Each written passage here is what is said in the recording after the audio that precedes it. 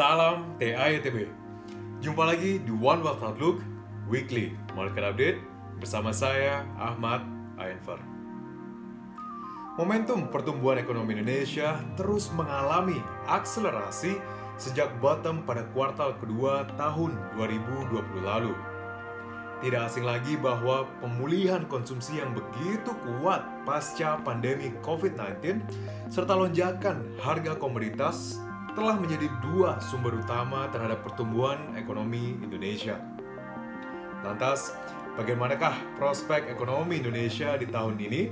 Sedikit memutar ulang waktu, produk domestik bruto Indonesia di kuartal ketiga tahun lalu tercatat tumbuh 5,7% year on year. Pertumbuhan tersebut jauh lebih kencang jika dibandingkan dengan pertumbuhan 3,5% pada kuartal yang sama di tahun sebelumnya dan jauh lebih baik dari kontraksi 3,4% di 2020. Tentu, kami sadari bahwa data masa lalu mungkin bukanlah panduan yang sempurna terhadap ekspektasi ke depannya. Namun, menilik beberapa komponen utama penggerak ekonomi yang masih terbukti sangat sportif hingga saat ini, turut memberikan secercah optimisme akan kuatnya momentum pertumbuhan ekonomi memasuki tahun 2023 ini. Misalnya, konsumsi rumah tangga yang berkontribusi lebih dari 50% terhadap PDB Indonesia terpantau terus mengalami akselerasi seiring dengan terus meningkatnya mobilitas masyarakat yang saat ini telah melebihi level pra-pandemi. Peningkatan mobilitas masyarakat telah berkontribusi terhadap terus membaiknya tingkat kepercayaan konsumen sehingga turut sportif terhadap konsumsi, khususnya pada sektor jasa. Terbaru, survei Bank Indonesia mencatat bahwa kepercayaan konsumen Indonesia terus meningkat di penghujung tahun lalu menuju level 119,9.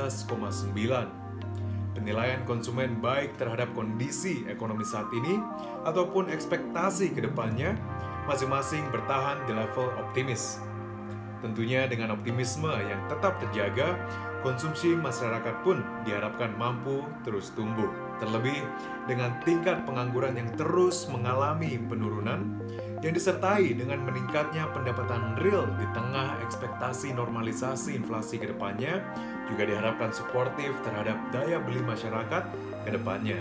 Selain itu, Indonesia akan memasuki tahun politik di tahun ini, sejalan dengan akan berlangsungnya pemilu serentak nasional di awal tahun 2024 mendatang. Mengingat akan adanya pemilihan umum untuk anggota DPR, DPRD, DPD, hingga Presiden, pengeluaran dana kampanye diantisipasi akan lebih besar jika dibandingkan dengan siklus pemilu sebelumnya.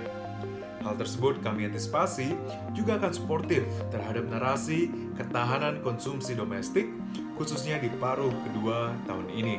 Dengan demikian, mengingat begitu besarnya peran konsumsi domestik bagi perekonomian Indonesia, sinyal-sinyal tersebut turut menekankan momentum pertumbuhan ekonomi yang positif memulai tahun ini, terlepas dinamika eksternal yang masih kurang kondusif. Tentunya, terdapat beberapa faktor risiko makro yang patut kita antisipasi. Pelemahan harga komoditas utama serta lingkungan suku bunga yang tinggi mensinyalkan adanya resiko perlambatan momentum pertumbuhan pada investasi dan ekspor.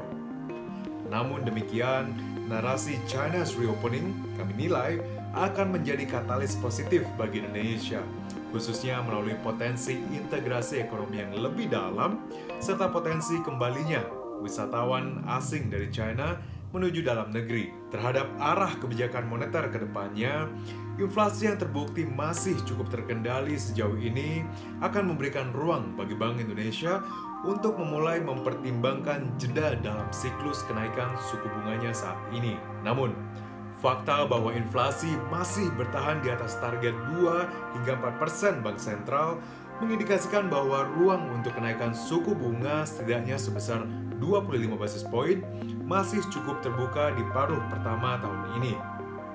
Meski demikian, dinamika neraca pembayaran Indonesia yang cukup suportif hingga saat ini kami nilai akan membatasi prospek kenaikan suku bunga yang agresif ke depannya.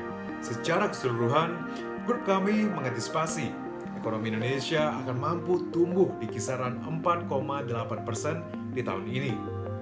Meskipun sedikit lebih rendah dari pertumbuhan 5,0% yang kami proyeksi untuk tahun ini akibat faktor global, kami tidak mengantisipasi adanya resiko kemerosotan yang lebih dalam. Sekian informasi dan analisis kali ini. Untuk mengikuti update pasar terkini, Anda dapat mengakses weekly market journal kami melalui link berikut. Dan jangan lupa untuk follow kami dengan mengklik tombol subscribe. Saya Ahmad Enver, nantikan One Wealth Outlook berikutnya di minggu depan. Salam TITB.